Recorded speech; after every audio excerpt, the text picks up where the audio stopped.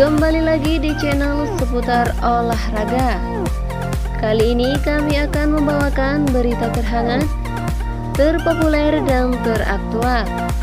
Namun sebelumnya, jangan lupa untuk like, subscribe, dan nyalakan tombol loncengnya agar kalian tidak ketinggalan info terbaru lainnya dari kami. Oke, langsung saja pada video beritanya. Ajaran Sintayong di Timnas Indonesia, kenapa sih Indonesia bisa sebagus itu? Ini dia alasannya. Sejak pertama Sintayong menangani Timnas Indonesia dari awal tahun 2020, dia selalu berceloteh soal fisik, stamina, dan mental. Sintayong dengan lugas mengatakan Indonesia hanya mampu bermain 60 menit, setelah itu, habis bensin.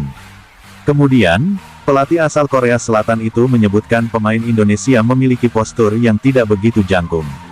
Sementara dia selalu mencari pemain yang memiliki postur badan yang cukup tinggi, khususnya pemain belakang dan striker. Sementara soal mental, Sin menganggap pemain tanah air tak berani duel, sudah loyo sebelum bertanding. Sudah 2 tahun Sintayong memoles Timnas Indonesia baik dari level U19, U23, dan senior. Ketiga hal yang awalnya disoroti oleh Sin sedikit demi sedikit terlihat hasilnya, khususnya saat Timnas Indonesia berkiprah di Piala AFF 2020. Hasil dan kejutan. Kejutan demi kejutan datang pada babak penyisihan grup B Piala AFF 2020.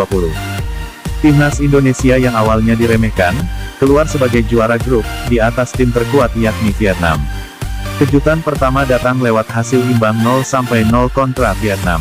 Sintayong dipuji karena mampu menerapkan pertahanan yang solid selama 90 menit.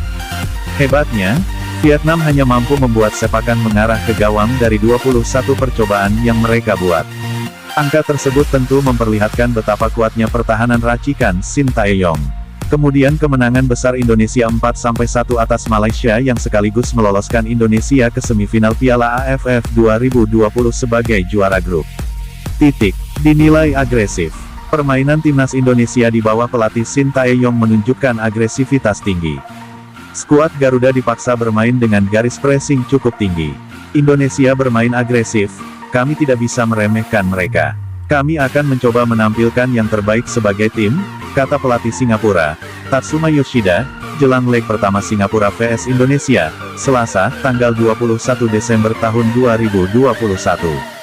Namun, Sintayong membantahnya. Dia mengatakan pemainnya tak suka bermain adu fisik.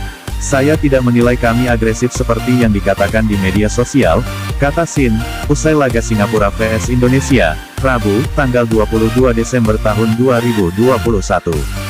Sejak pertama saya datang ke Indonesia, tidak banyak pemain yang main body, fisik, dan pemain pun tidak menyukainya. Namun, dalam perkembangan sepak bola, memang harus ada main body yang normal dan pemain paham akan hal itu, jelasnya.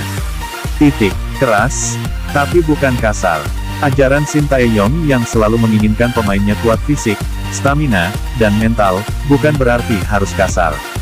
Sampai saat ini, para pemain sedang dilatih agar lebih kuat secara fisik, tetapi bukan berarti berbuat kasar yang sampai mencederai lawan, tegas dia.